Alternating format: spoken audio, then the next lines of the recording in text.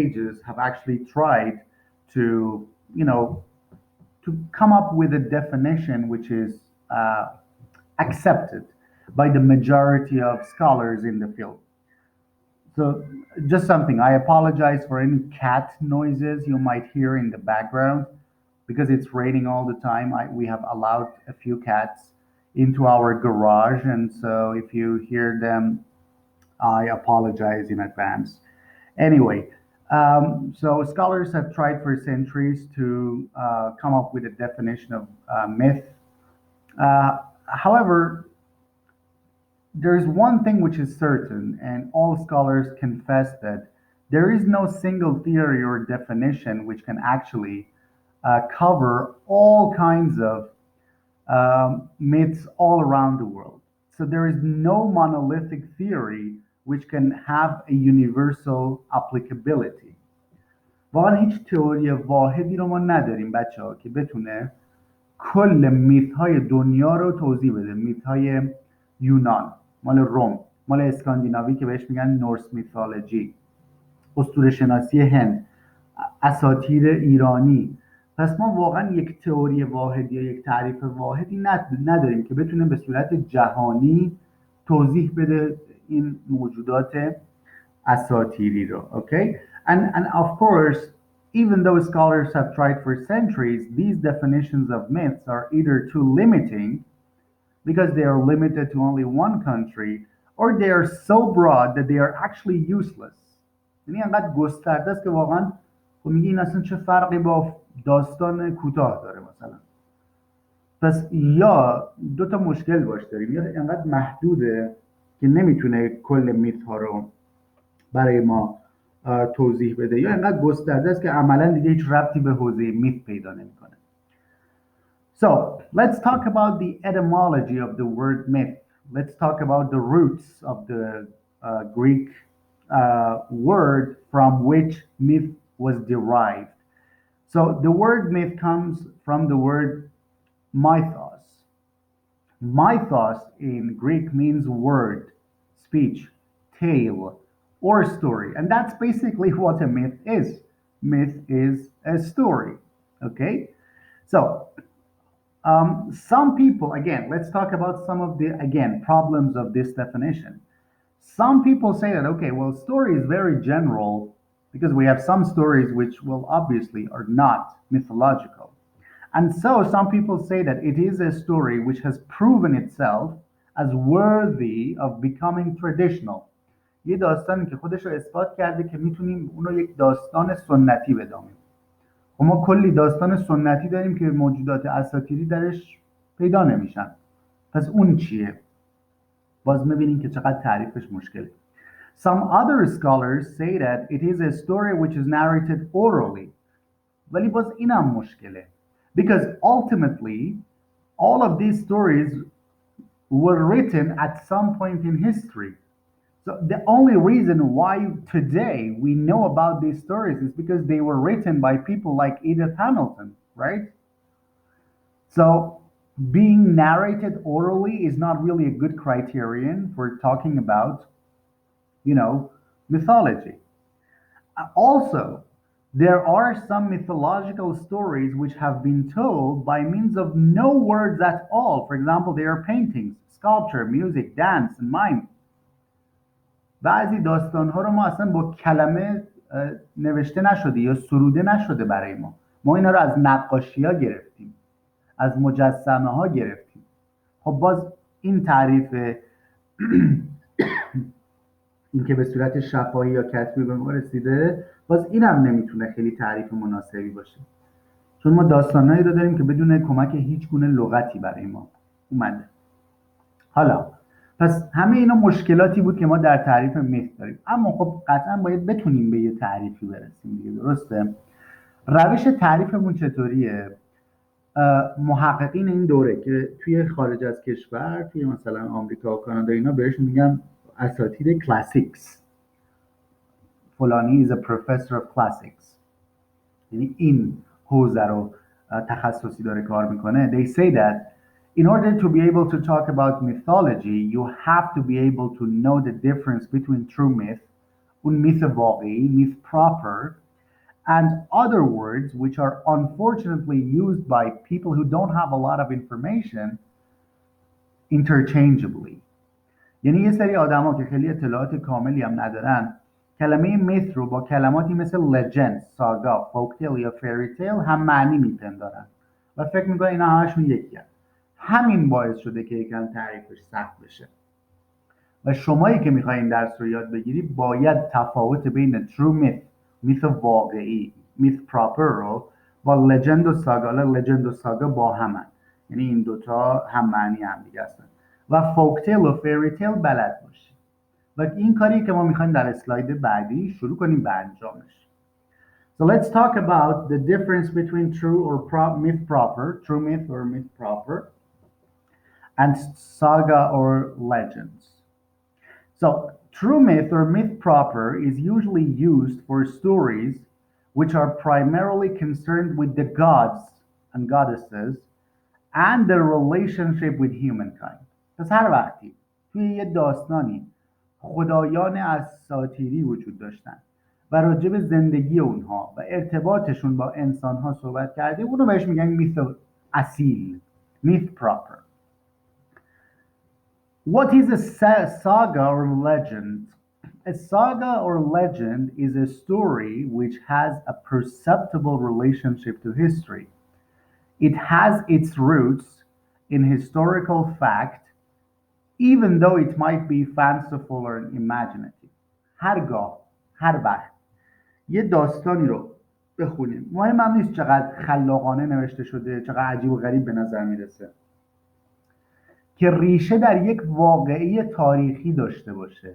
یعنی مثلا یه آدم واقعی بوده باشه که حالا داستانش کردن، یه اتفاق تاریخی بوده باشه که حالا داستانش کردن، اینو بهش میگیم ساگا یا لجند. پس ساگاها یا لجند ها ریشه در واقعیت دارن. What is folk and fairy tales? Well, a folk tale is often a story of adventure of some people, some heroes, and there are also some fantastic creatures in it. Usually the hero or heroine has to come up with some strategies, some ingenious strategies in order to defeat those monsters and those giants and those fantastic creatures. The hero will usually triumph in the end, and the primary purpose of these stories is just to entertain us. Another important quality of folktales is that they have similar themes. For example, there is always a monstrous giant in them. Like we have wicked sorceress. We have, for example, the theme of mistaken identity, the solving of riddles, the fulfillment of love. And these folk tales usually start and begin with once upon a time, and they usually end with happily ever after. They live happily ever after. Okay? So that's the definition of a folk tale. What is the definition of a fairy tale? Well, a fairy tale is a subgenre, a subcategory of a folk tale. A fairy tale is usually classified as a particular kind of folk tale. And it is defined as a short, imaginative, traditional tale with a high moral and, of course, magical content, which is created for young people. پس اگه تفاوتش رو قائل بشیم فولکتیل و فیریتیل، یکی اینکه این کوتاه‌تره، حتما یک پیام اخلاقی درش هست و معمولا برای بچه‌ها نوشته شده که یه آموزه‌های اخلاقی رو بهشون یاد بده. اما نکته‌ای که بچه‌ها میخوام اینجا بهش اشاره کنم اینه که این مرزبندی‌ها واقعا انقدر واضح نیست. یعنی ما داستان‌هایی رو داریم که مرز بین اینها رو واقعا کدر میکنه و ما نمیتونیم تشخیص بدیم کدوم وریه. مثلا الان داستان شرک، نمیدونم کارتونش رو دیدیم یا نه. مثلا داستان شرک به نظر شما فولکتیل یا فیریتیل وقتی انقدر بزرگسالا هم ازش لذت میبرن؟ اگر از دنبال کنندگان شبکه اجتماعی ردیت باشین میدونید که اونجا فیلم شرک رو میپرستن واقعا، جامعه و کمیونیتی ردیت مثلا. یه مثال دیگه بزنیم حالا از این بحث انیمیشن بیایم بیرون. خود داستان اودیسیوس یکی از شخصیت هایی که قطعا باید داستانش رو بخونیم، توی سیلابس هم اگه یادتون باشه توی گریک ساگاز اشاره کردم به تروجن وار. داستان تروجن وار یکی از شخصیت های حاضر در جنگ تروی در واقع اودیسیوس هستش. اما واقعا مرز بین این که این داستان یه ساگا هستش یا میث خیلی گنگه و نمیشه تشخیصش داد. چرا؟ اودیسیوس یکی از فرماندهان بوده که در جنگ تروی به یونانیا کمک کرده. خب خیلی هم موفق بوده.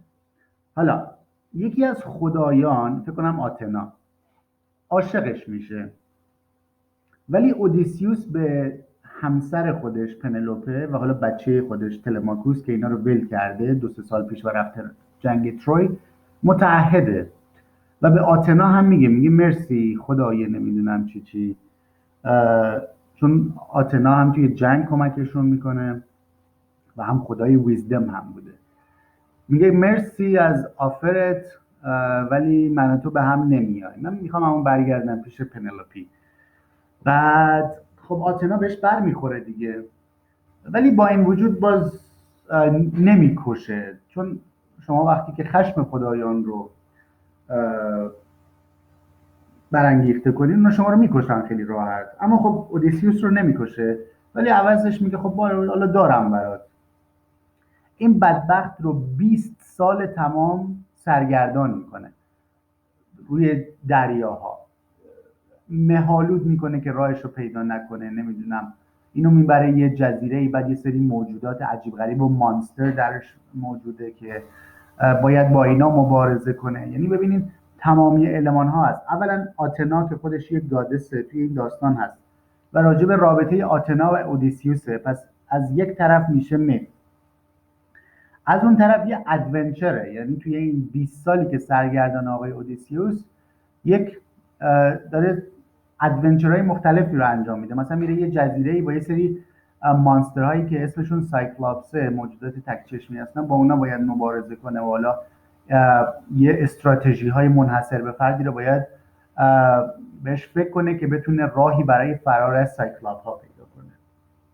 پس واقعا نمیشه خیلی تفاوت قائل شد. ولی خب ما این تعاریف رو گفتیم که حالا حداقل یه سری working definition، یه سری definition های دم دستی به اصطلاح داشته باشیم که اگه یکی از همون پرسید بتونیم جواب بدیم. خب این هم از این. حالا بریم راجع به یک موضوع خیلی مهم دیگه صحبت کنیم، اونم رابطه بین میث و تروثه. چون خب خیلی براشون سوال و خیلی از بچه‌ها همیشه از من هر وقتی که من این درس رو دارم ازم سوال میپرسن که استاد اینا واقعیه؟ واقعا اینا بودن؟ خب میخوایم راجع به این یکم با هم دیگه صحبت کنیم. There has always been a very popular view that usually equates myth with fiction, and so they usually say, okay, these mythological stories are unreal, they don't have any base in reality, and they're just fiction. And because one of the associations of the word myth is being incredible or fantastic or unbelievable.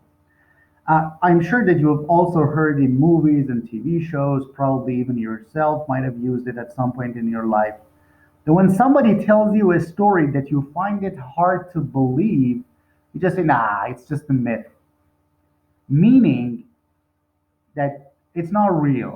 I don't believe it. It's total BS. Right?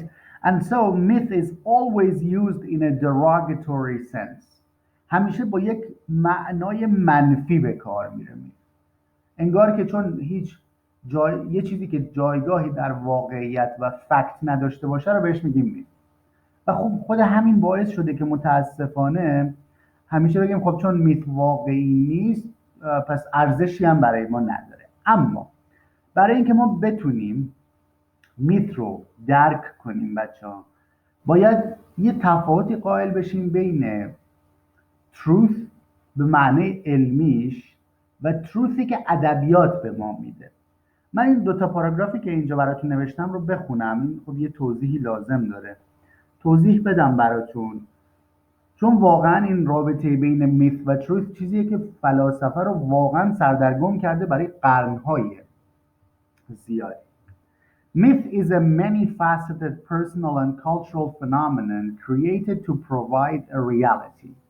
میث واقعا یک پدیده فرهنگی بود که هدف از نوشتن اولیش تو همون زمانهای باستان این بود که یه ورژن واقعیت، یعنی یه واقعیت آلترناتیو برای مردمان اون سرزمین باشه که در دنیایی که زندگی میکردن پر از جنگ و پر از قحطی و پر از مرگ و میر، یه جورایی یه حس امنیت به اون افراد بده.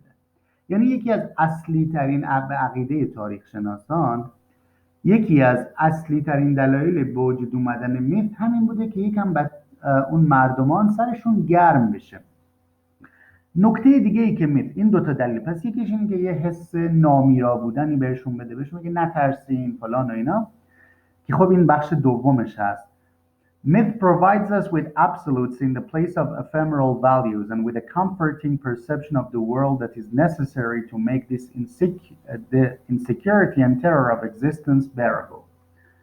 همونطور که گفتم خب مردمای اون زمان خیلی احساس ترس میکردن، بعد میگفتن خب ما میمیریم. اینا اومدن، شاعران اون دوره، نویسنده های اون دوره اومدن این میث ها رو نوشتن که به مردم یه حس خوبی بدن. به اصطلاح یکی از دغدغه‌های انسان‌ها از قدیم الایام تا به الان این بوده که بتونن به جاودانگی برسن، هیچ وقتی نمیرن. این ترسه از قدیم الایام تا همین الان هم بوده. و یکی از تم‌های پرتکرار داستان‌های اساطیری چیه؟ اینه که وقتی که یک مورتال، یک هیومن بینگ خب حضور دارن توی میث‌ها، یه کار خوبی میکنه، خدایان رو خوشحال میکنه، اون خدا قولی که بهش میده چیه؟ اینه که من نام تو رو تا ابد جاودانه خواهم کرد و به تمامی شاعرین و نویسنده‌ها میگم که نام تو رو تا ابدالدهر در زبان بیاورند. این از جمله پرتکرارترین پاداش‌هایی که خداها به انسان‌ها میدن توی دنیای اسطوره. خب اگه بخوایم اینو تحلیل کنیم که چرا همچین تمی انقدر تکرار میشه، باز به همین چیزی میرسیم که اینجا براتون نوشتم، که اینا میخواستن یه جورایی به مردم بگن که همون کاری که میگیم مرده آن است که نامش به نکویی نبرند، اون از کجا آمده؟ از همین داستانهای اساطیری. شاعرای اون دورم میگفتن مردم شما بیاین یه کار خوبی انجام بدین، نترسین، مطمئن باشین که نامتون جاودانه خواهد موند اگر از خدایان پیروی کنید. حالا خدای یونان هر کسی بوده، راجع به گریک ریلیجن بعداً صحبت می‌کنیم توی یکی از جلساتمون در هفته‌های آینده. پس هدف از خلق میث در واقع این بوده. حالا رابطش با truth چیه؟ You know, we have different kinds of facts, okay? We have certain kinds of facts which are used in science, in textbooks, like in chemistry, physics, and medicine, but they are soon out of date. You know, somebody might propose a scientific fact today, and tomorrow some other scientist might completely refute that fact and replace it with a new one. However, literature in general and myth gives us a kind of truth which is on a completely different level from that of, you know, prosaic and transitory factual knowledge. یعنی حقیقتی که میث به ما میده بچه‌ها به شدت اصلا در یه سطح دیگه ایه، در یه لول دیگه ایه که با اون نالج فکچوال خیلی گذرا و خیلی شاید خسته کننده و ساده و خشک و خالی موجود در ساینس کاملا متفاوته. So myths can be non-factual but still convey a universal truth. این جمله خیلی معروفه. میگیم ادبیات یه دروغیه که حقایق جهان شمولی رو به ما میگه. یعنی ما وقتی که یک اثر ادبی رو میخونیم، حالا نه فقط اسطوره، هر داستانی، هر رمانی، داریم یه چیز دروغ رو می‌کنیم، یه چیزی که دروغه، واقعیت که نداشته، اون شخصیتی داخل داستان اصلا وجود نداشتن، دنیای درون داستان که وجود نداشته. ما داریم یه دروغی رو میخونیم ولی اون دروغه انقدر خوب نوشته شده که یه سری حقایق جهان شمول رو راجع به انسان‌ها به ما میده، یه بینش جدیدی از انسان‌ها رو به ما میده که مطمئنم اینو سر کلاس درآمدی بر ادبیات یک استادتون قطعاً بهتون گفته دیگه. ادبیات چرا خوبه؟ چون بینش جدیدی از زندگی رو به ما میده، یک به اصطلاح دید جهان شمول به دنیا پیدا میکنیم که کلا نگرشمون رو به زندگی عوض میکنه و این تروث خیلی با ارزشتر از تروثیه که توی ساینس ما داریم. این به این معنی نیست که تروث های ساینتیفیک بی ارزشن، نه خب اگه نداشتیم ما اینقدر دارو و فلان و اینا نداشتیم. اما تروث های انسانی یه چیز دیگه هستن، به شما مطالبی رو یاد میدن که سر کلاس شاید یاد نگیریم، مثل همزاد پنداری مثلا. این باز میگم این نکته هم که راجع به میت اینجا گفتیم واقعا در همه عصرهای مختلف و دوره‌های مختلف ادبیات انگلیسی بچه وجود داشته مثلا میگم توی دوره رمانتیک اواخر قرن 18 و اوایل قرن 19 خب حالا شاعرای خیلی معروفی هم داشت، آقای وردزورث، کالریج و غیره. ما یه نویسنده داشتیم به اسم دکوینسی. آقای دکوینسی یه اثری داره، یه مقاله است که اونجا تفاوت قائل میشه بین دو نوع literature of knowledge و literature of power. literature of knowledge چیه؟ میگه literature scientific که هر لحظه ممکنه یه نفر میگه زمین تخته، بعد مشخص میشه زمین تخت نیست، بعد میگه که یه چیز خشک و خالی رو بهت میگه. ولی literature of power همون literature اصیله که به ما نکاتی رو راجع به زندگی و خودمون میگه. بعضی وقتا ما یه اثر ادبی رو میخونیم خودمون رو بهتر میشناسیم، به خودشناسی میرسیم. میگه اون به ما قدرت میده. میگه literature of knowledge همون ساینس یه چیزی به تو یاد میده و تمام شد رفت، اما literature of power به تو بال میده که پرواز کنی به سمت تعالی. این دقیقا همون چیزیه که ما رابطه بین میت و تروث دقیقا همینه. که میت درسته شاید فکتوال نباشه، یه چیزایی باشه که اصلا وجود نداشتن، شخصیتی که اصلا وجود نداشتن، اما ما باید ببینیم پیام اون داستان چی بوده، چه حقایقی رو میخواد به ما منتقل کنه. So it's like the highest form of reality for us. In the next part, I also want to talk about the relationship between myth and religion, everyone. Now, again, a lot of people argue that, okay, so mythology was created because Greek people or Romans believed in those gods. They actually believed that Zeus exists. And like Athena, Hades, Poseidon, all of those creatures exist. And so they always argue that these are real. These gods were real. Okay. There are also some other kinds of people who say that yes, mythology and religion are inextricably entwined and interrelated. And yes, at some point, some people may have believed in those gods as being real. However, they argue that the reason why myths became important is because in some religious ceremonies, we actually had references to these gods. But they finally argue that we don't really think that these gods existed, obviously. And so they say that a myth is a tale again, it's a story, which satisfies the yearning of human beings for a fundamental relationship or orientation to a sacred timelessness. برمیگرده به همون مانا بودن، نامیرا بودن. میگه که میت ها رابطهشون با ریلیجن چطوریه؟ خب چون ریلیجن در تمامی ادیان قول افتر لایف بهمون میده، میگه که خب این دنیای فانیه و تو در بهشت جاودانه مثلا در رستاخیز وارد بهشت میشی. میگه که میت هم از همین ریشه اومده، یعنی میت ها هم ساخته شدن، سروده شدن که به آدمایی که به این حس تایملس بودن مقدس خدایان علاقه داشتن حس کنن که با خوندن این داستان ها و اعتقاد بهشون میتونن که به اون جاودانگی مد نظر خودشون برسن. و اصلا یکی از دلایل به وجود اومدن میت ها همین حسی بوده که دیدیم دیگه. انسان دوست داره که به یک حالت ماورایی اعتقاد داشته باشه که یکم آرامش پیدا کنه، که امید داشته باشه که اگه یه سختی هست خدا کمکش میکنه. حالا این خدا برای کشورهای مختلف اسمهای مختلفی داره، برای یونانیان باستان هم که دیگه فرمهای مختلفی داشته. So that's the relationship between myth and religion. Now let's talk about the interpretation of myths. How can we interpret myths? How should we approach them? Should we consider them as real or not? Okay, there are two different schools of thought here, which are complete opposites. We have rationalists and we have anti-rationalists or metaphoricals. So we have one group of people, the rationalists, who want to rationalize classical mythology. میخوان یک توضیح عاقلانه و منطقی براش پیدا کنن.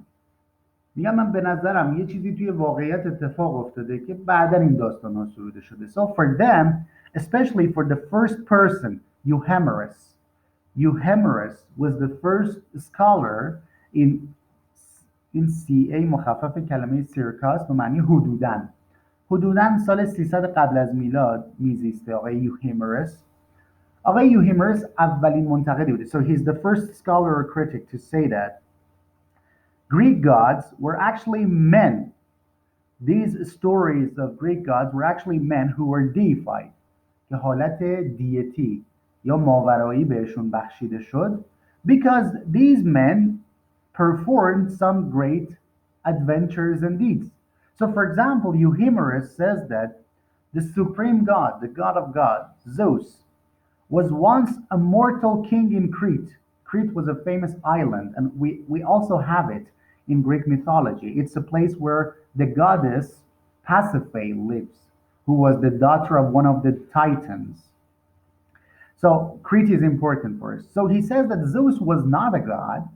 Zeus was actually based on, the story of Zeus is actually based on a real king in Crete who deposed his father Cronus. So they say that this is real. This was real. At some point in history, on the island of Crete, there was a king called Cronus.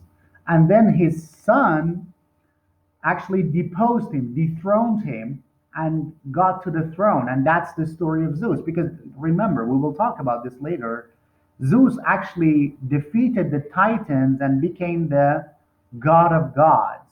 Okay? So that's where the story comes from. This is the viewpoint, the lens that rationalists, including Euhemerus, use for the interpretation of myths. However, this Euhemerism is not accepted by some other people. So we call them anti-rationalists. Once again, I'm sorry about the background noise. Anti-rationalists believe in metaphorical interpretation of them. They don't say that, yeah, let's see what historical person was the story of Zeus based on. They say, no, don't look for that. Read the story, enjoy the story, and try to understand its hidden message. نمیدونم درس فنون و صنعات رو گذروندین یا نه، فکر کنم نگذروندین.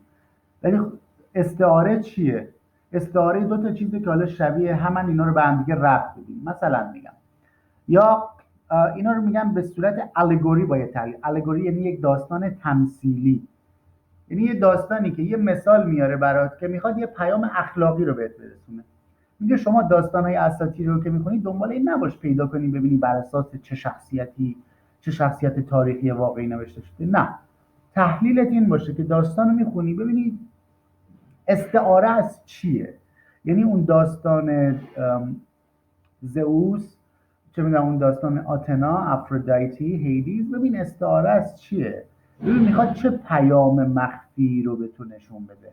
So that's the belief that anti-rationalists believe in. They say that we should read the stories because the details of these stories are actually symbols for some universal truths, okay? So what you have to do is this.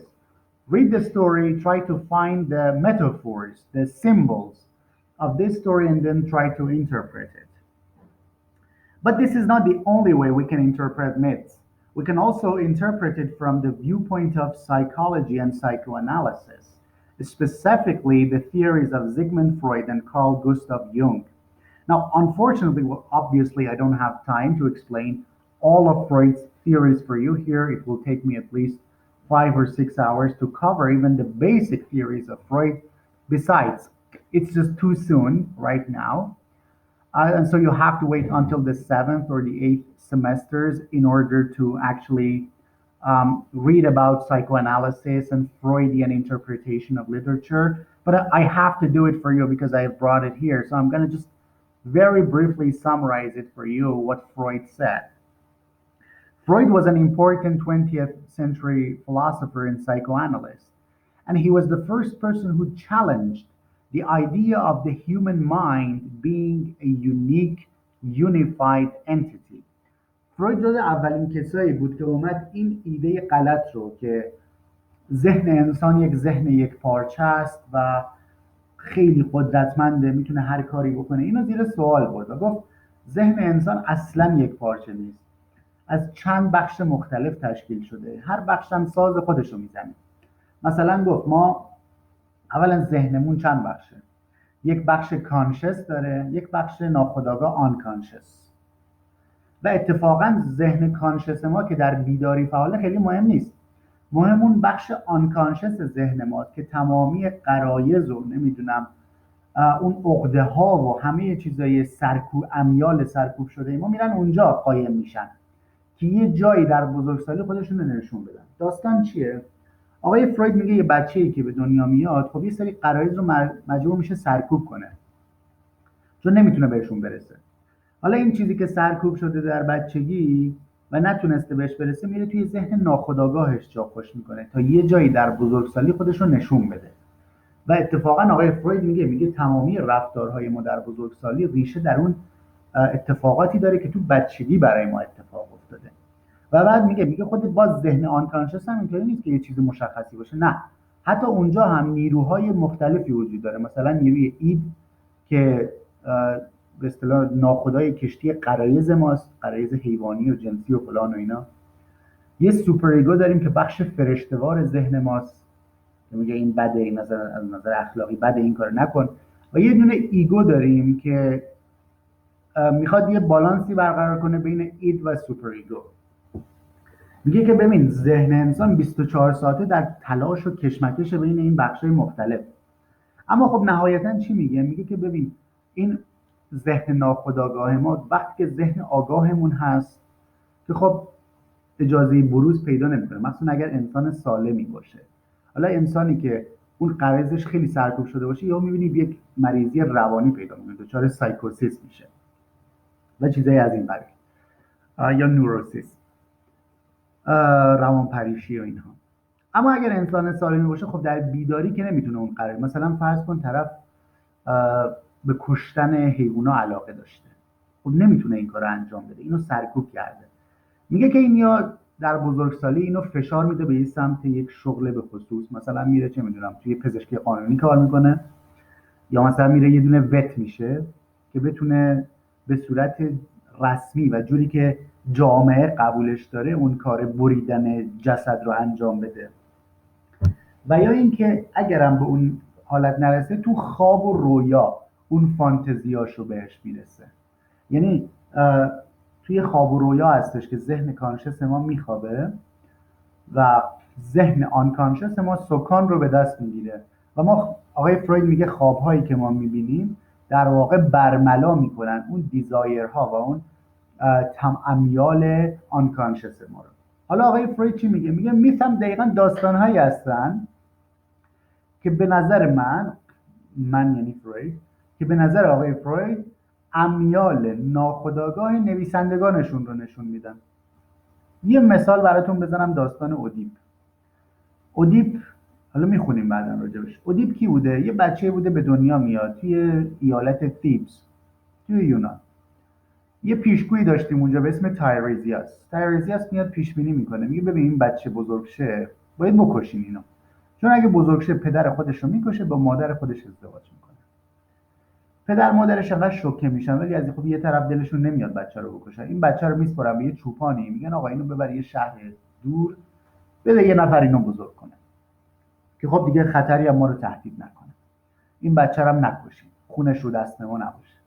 این چوپان هم اینو میبره یه شهر دیگه. آقای ادیپس که بزرگ میشه، این نامرد بوده، این پیشگوه، میره پیشش اون شهر جدیده که الان اونجاست، میگه ببین تو سرنوشتت اینه که قرار پدرتو بکشی و با مادرت ازدواج کنی. ادیپ هم الان توی شهر جدیده، یه پدر مادر جدید داره. از ترس اینکه نکنه پدر مادرش رو بکشه فرار میکنه از اون شهر و از قضا راهش میخوره به سمت تیبس، شهر اصلی خودش. سر راه یه سری پیرمرد و اینا رو میبینه، اونا رو میکشه. بعد میاد توی شهر، میفهمه که این کسی که کشته پادشاه شهر بوده. میگن که خب حالا ملکه دیگه پادشاه نداره، تو اگه میخوای پادشاه بشی یه موجود افسانه‌ای داریم به اسم اسفینکس، یه چیز داره، یه معما داره، اگه بتونی معماشو حل کنی میتونی بشی پادشاه. معما رو حل میکنه و میره با ملکه ازدواج میکنه و اینا. بعد همون چیزه، پیشگویه دوباره میاد پیشش، میگه داداش اینی که کشتی، اون پیرمرده که کشتی بابای خودت بود، این ملکه‌ای هم که باهاش ازدواج کردی مادرت. بعد خب حالا ادیپ چشمای خودش رو از حدقه در میاره. بالاخره حالا داستان اینطوری. حالا آقای فروید چطوری این داستان رو تحلیل میکنه؟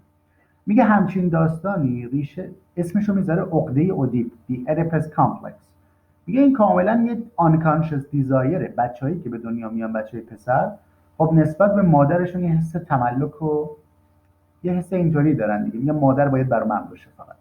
وقتی که کم کم بزرگ میشن و میبینن که مادر به همسرش داره محبت میکنه، اینا یک حس، خب حسادتی در اینا شکل میگیره و حالا با اون ذهن بچه خودشون هم به این فکر میکنن که کاش من بتونم یه بلایی سر این بابایی بیارم که مامان فقط برای خودم باشه. آقای فروید اینجوری میاد میت ها رو تحلیل میکنه. حالا کارل یونگ میاد چی میگه؟ میگه این ببین این آنکانشس یه نفر فقط شاعر نیستم اونطوری که فروید میگه، یک کلکتیو آنکانشسه، یعنی یک آنکانشس جمعی. این توی آنکانشس همه ما بوده که خب باعث شده یه نفر بالاخره تصمیم بگیره بنویسه و بعد به مقوله آرکیتایپ یا کهن الگو اشاره میکنه. میگه ببین این میتا تبدیل شدن به یه سری کهن الگو. کهن الگو چیه؟ یه ایماژ، یه سمبل، یه تمیه که انقدر قدیمیه میشه ردش رو توی ادبیات تمامی ملل پیدا کرد. حالا از اینجا میخوام به چی برسم بچه ها؟ میخوام به این موضوع برسم که درسته شاید این درس به اندازه درس سیر و نمیدونم درآمد و اینا درس خیلی جدی برای افراد نباشه. من خودم هم خیلی توی، حالا این به عنوان چیز نیست که بهتون بگم دیگه حالا بی خیال این درس باشین، نه، ولی خب توی نمره دهی برای این درس خیلی سختگیری نمی‌کنم برخلاف باقی درس‌ها. اما واقعا اگه میخواین دانشجوی ادبیات موفقی بشین باید با اسطوره آشنا باشین و خب بعدها که درس نقد ادبی رو بخونین بچه‌ها خواهید فهمید که چقدر دونستن این داستان‌های اساطیری میتونه به تحلیل داستان‌های دیگه کمک میکنه، چون واقعا اینا آرکیتایپن، کهن الگوان. میشه ردشون رو توی خیلی از داستان‌های جدید، داستان‌های رالیستی قرن 19، ناتورالیستی آخر 19، مدرنیستی قرن 20 و پست مدرنیستی نیمه قرن 20 به بعد واقعا میشه پیدا کرد. پس خواهش میکنم، امیدوارم با علاقه بخونین، با عشق بخونین، چون خیلی داستانه باحالی هن و مطمئنم از خوندنشون لذت خواهید برد. But we can also interpret myth and talk about the relationship between myth and ritual. اون آیین‌ها و مناسک باستانی باز اینا به هم دیگه ربط دارن. If you're interested in this field, I suggest you read Fraser's famous book, The Golden Bow. حالا باز مطمئنم استادتون توی درس درآمدی بر ادبیات یک قطعا با آقای فریزر اشاره کرده، مخصوصا اگه داستان لاتری شرلی جکسون رو خونده باشین، چون اصلا تحلیل اون داستان یکی از تحلیل‌هاش جدا از تحلیل حالا آیرونی و سرپرایز اندینگ و تویست و ایناش، با یه تحلیل دیگهش به تحلیل اروپا توی قرن 20 برای تحلیل تاریخی داره، اون تحلیل یهودیان و بحث هولوکاست و اینا. اما یه تحلیل ریچوالیستی هم داره که خب قطعا مطمئنم که به این موضوع هم سر کلاس حتما اشاره کردیم، به گلدن بو آقای فریزر. Anyway, so if you're interested in talking about the relationship between myth and all those rituals, I suggest you followed Fraser's The Golden Bow. I told you at the beginning today that two of the divinities in Greek mythology had a very good relationship with the humankind. And one of them was Dionysus and the other one was Prometheus. Now, Dionysus was the god of ecstasy, of dance and ritual. Okay, so Fraser talks about the fact that some of these rituals, some of these myths and mythological stories actually became rituals in ancient Greece and created literature for us. Now we associate the birth of tragedy, the birth of the genre of tragedy, to Dionysian rituals in ancient Greece. یعنی یه داستان اساطیری مثل داستان داینایسیس باعث شده که یه ریچوال، یه آیین و مناسکی توی یونان باستان وجود بیاد. مردم هر ساله مثلا دور هم جمع بشن، یه ریچوالی داشته باشن، رقص و آواز و اینا، که از دل همچین چیزی، باز اینم احتمالاً توی درس درآمدی بر ادبیات دو که راجع به دراما هستش قطعا استادتون بهتون میگه. تئاتر و تراژدی از کجا اومده؟ از دقیقا این ریچوال های داینایسیس. اینا میرقصیدن و آواز میخوندن که پرستش کنن داینایسیس رو و ازش تشکر کنن و اینا. روی سنی هم انجام میدادن. یکی از نویسنده هایی که میومده شعر مینوشته برای این خواننده ها که بخونن روی استیج، یه بار میگه خب حالا من دو تا از این، چون مثلا 50 60 نفر بودن، میگه وایسا من دو تا از اینا رو یکم بیارم جلو، جدا کنم از اون قبلی، از اون مثلا 50 نفر، این دوتا رو دیالوگ بهشون بدم، با هم دیگه صحبت کنم، بعد اونا اون پشت آواز بخونن. و دقیقا از همین اتفاق، حالا به این سادگی نیست ولی دارم خلاصش رو میگم که خیلی ویدیو طولانی نشه، از همینجا تراژدی به وجود میاد. یعنی این دو نفر که میان جلو شروع میکنن به چیز، اینا میشن کاراکترهای اصلی، پروتاگونیست و آنتاگونیست. اونا که پشت سرشن میشن کورس که آواز میخوندن توی تئاترهای یونان باستان. پس رابطه بین میث و ریچوال دقیقا اینه که چطور میث باعث به وجود اومدن یه سری آیین و مناسک شده و بعدا اون چطور به ادبیات منجر شده. We can also interpret stories from all other kinds of schools of criticism. You can have structuralism and apply it to, for example, theme. I'm not going to talk about them here. And then you can also apply feminist interpretations to stories so that you interpret them better. So as I said, for example, in structuralism, just very briefly, you look for patterns of similarity between different myths. In feminist interpretations, you talk about the fact that unfortunately women are miserable creatures in the world of mythology. They are either killed horribly or they are raped mercilessly. So, feminist interpretations want to find out why women were so underrepresented in the world of mythology. So, obviously, if you're interested in that, you can do this. Anyway, this is the end of our video. Thank you very much for watching the video. I really hope that you enjoyed listening to my presentation. Hopefully, we will start by the story of the myth of creation next week. So please find it in Edith Hamilton's book, and please prepare yourself for discussions in our next session's class. Thank you very much, everyone. Have a good day. See you guys next week. Bye-bye.